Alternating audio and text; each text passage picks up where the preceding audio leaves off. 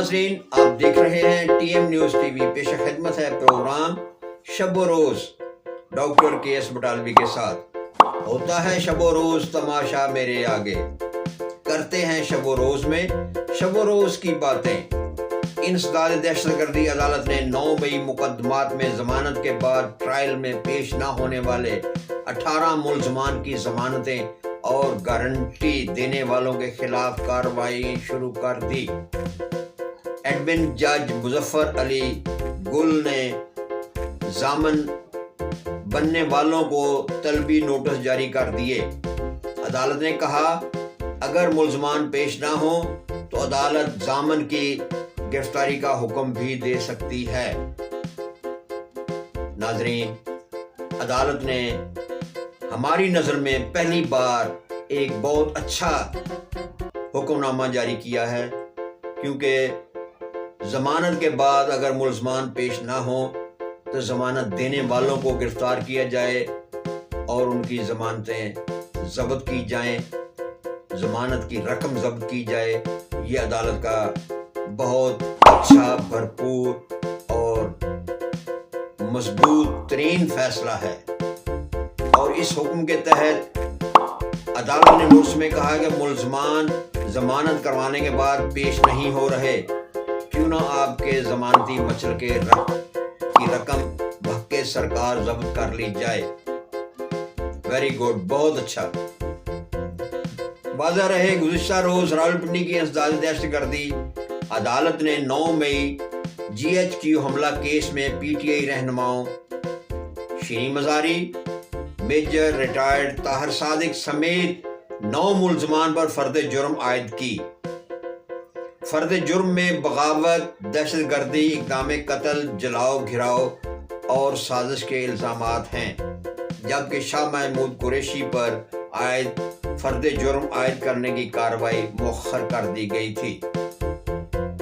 وزیر اعلیٰ خیبر پختونخوا علی امین گندہ پور سمیت 23 ملزمان کی مسلسل غیر حاضری پر استغاثہ نے ضمانت منسوخ کرنے کی درخواست دائر کر دی، جس پر عدالت نے نوٹس جاری کر دیے۔ دوسری جانب عمران خان نے مولانا فضل الرحمان اچکزئی، اختر مینگل کو ملاقات کے لیے مدعو کیا ہے۔ حکومت پر منحصر ہے کہ ان رہنماؤں کو ملاقات کی اجازت دیتی ہے یا نہیں۔ اگر مذاکرات نہ ہوئے تو پلان B ہے، پھر سول نافرمانی کی تحریک شروع کریں گے۔ PTI رہنما رؤف حسن کا یہ کہنا ہے، یعنی رؤف حسن نے عمران خان کے ایما پر یہ ساری گفتگو کی ہے کہ اگر مولانا فضل الرحمان اچکزئی وغیرہ سے گفتگو نہیں ہوتی تو پھر سول نافرمانی کی تحریک یعنی پلان B ہمارے پاس ہے، ہم اس پر عمل کریں گے۔ ہم نے حکومت کو کوئی تھریٹ نہیں دیا۔ عمران خان سے سول نافرمانی تحریک کی بات کرنے گندہ پور گئے تھے، لیکن ملاقات نہ کرنے دی گئی۔ انہوں نے کہا حکومت چلتی نظر نہیں آتی، تھوڑا وقت اور گزار لے، خود گر جائے گی۔ حکومت کے IMF، ورلڈ بینک یا دیگر بیرونی آرگنائزیشن معاملات آگے نہیں بڑھ رہے۔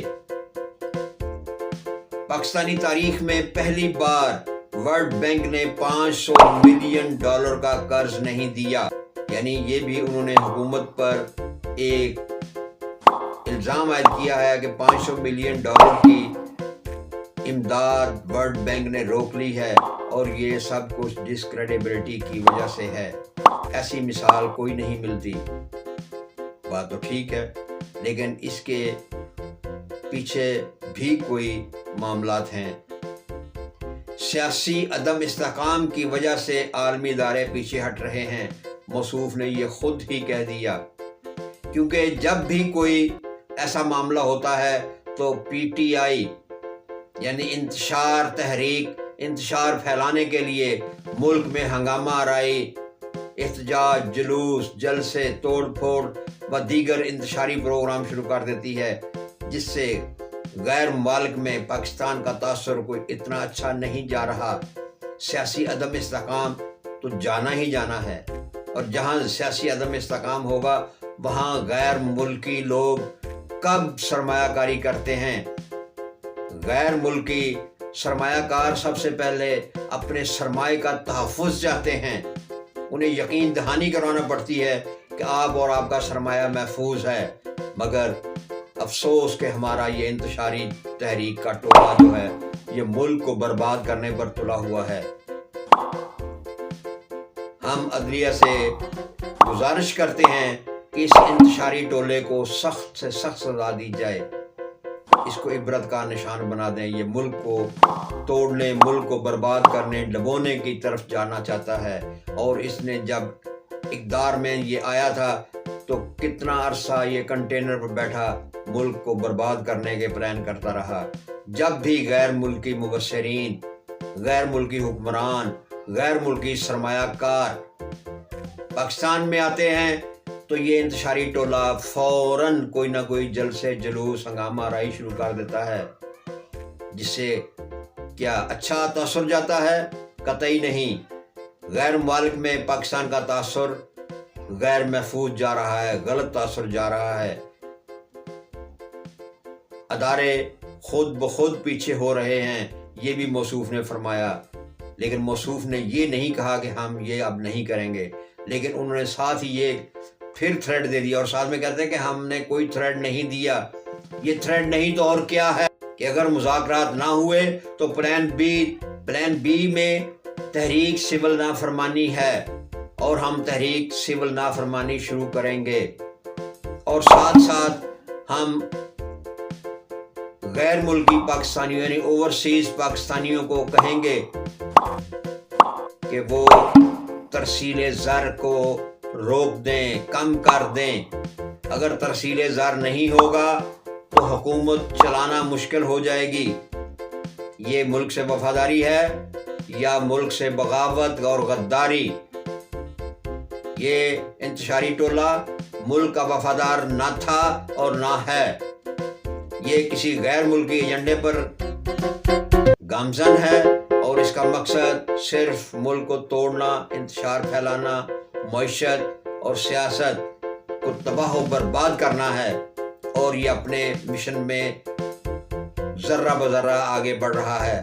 اور اس کے گروہ میں جیسے یہ علی امین گندہ پور ہیں اور دیگر ٹولے ہیں، لوگ جو ہیں اس کے ساتھی جو ہیں وہ بھی اسی خیالات سے بھرے ہوئے ہیں۔ ان کو کہیں نہ کہیں سے یقیناً کوئی ایڈ ملتی ہوگی، کوئی رہنمائی ملتی ہوگی، تو وہ اس راستے پہ چلے ہوئے ہیں، اور ہمارے ادارے جو ہیں وہ ان کو پتہ نہیں کیوں ڈھیل دیے ہوئے ہیں۔